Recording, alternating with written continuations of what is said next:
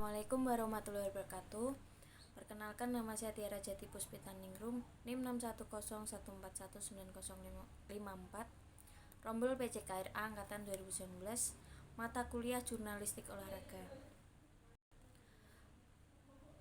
Di sini saya akan membacakan berita future dengan tema Ramadan dengan judul Di Antara Kegelisahan di Kerinduan. Ini seperti tahun-tahun sebelumnya, di mana ketika Ramadan itu tiba, saya bimbang karena saya bingung harus di mana dan harus selalu menyiapkan mental di saat momen Lebaran itu tiba. Kenapa bingung? Pasti kalian pada bertanya-tanya kan. Orang tua saya hidup masing-masing. Saya ikut dengan ibu saya.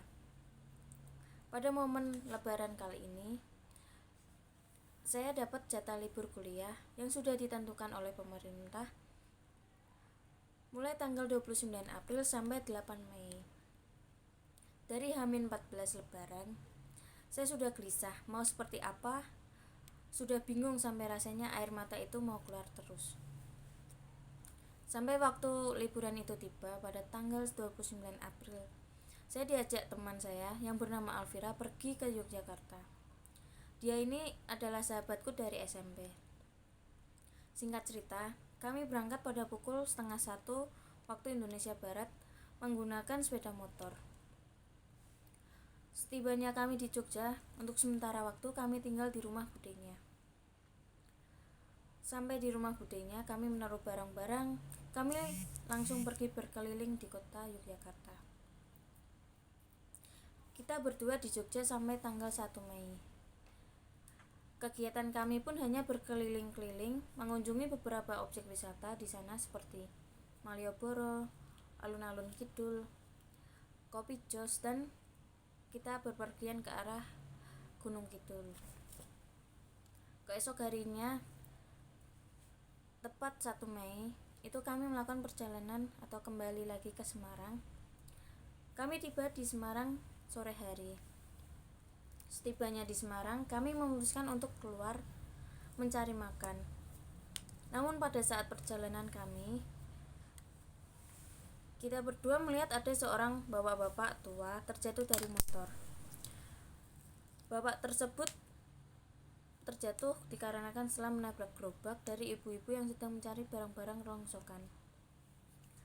Alangkah terkejutnya kami bahwa di dalam gerobak itu ada anak dari ibu itu yang berusia kurang lebih 2 tahun, dan ibu itu masih dalam keadaan mengandung 4 bulan. Di situ sempat terjadi percekcokan karena bapaknya itu sempat mau kabur. Akhirnya setelah beberapa saat berunding, ibunya tersebut barulah dibawa ke RSUD untuk melakukan pemeriksaan kandungannya. Alhamdulillahnya kandungan tersebut itu baik-baik saja. Setelah memastikan itu, kami barulah pamit dan melanjutkan untuk mencari makan. Pada hari Senin, tepatnya pada momen saat Lebaran atau Lebaran pertama, saya sholat Id hanya berdua dengan mama saya.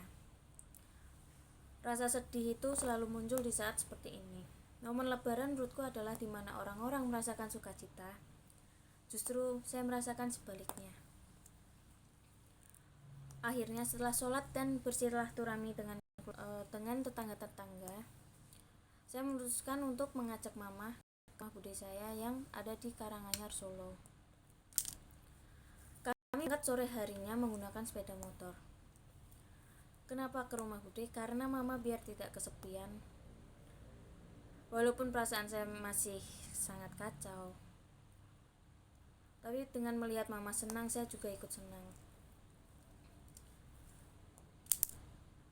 Keesokan harinya, saya, mama, dan bude pergi yang niat awalnya itu hanya akan berkeliling di daerah Tawangmangu, malah jadinya ke Telaga Sarangan yang ada di Magetan, Jawa Timur.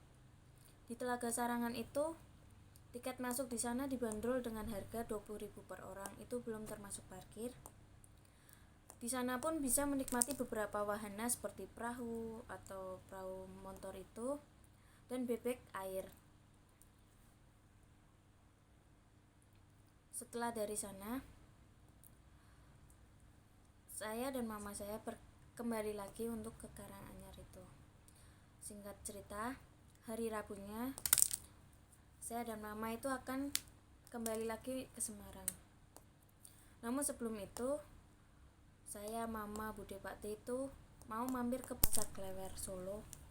Tapi di tengah perjalanan terjadi insiden di mana kendaraan yang ditumpangi Bude dan Pakti mengalami pecah ban yang mengakibatkan keduanya terjatuh tepat di depan kendaraan saya.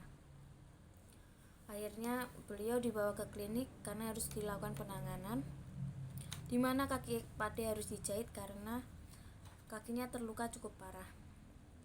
Dan kejadian itu membuat beberapa pengalaman atau kejadian di masa kecil saya teringat kembali. Jadi, momen Lebaran bagi saya adalah hari di mana orang-orang bersuka cita. Tetapi yang saya rasakan adalah kebalikannya. So, nikmatilah momen-momen kalian saat masih bisa berkumpul dengan keluarga, apalagi dengan yang lengkap, masih bisa berpergian bersama, dan masih banyak hal-hal yang bisa dilakukan bersama. Cukup sekian, terima kasih.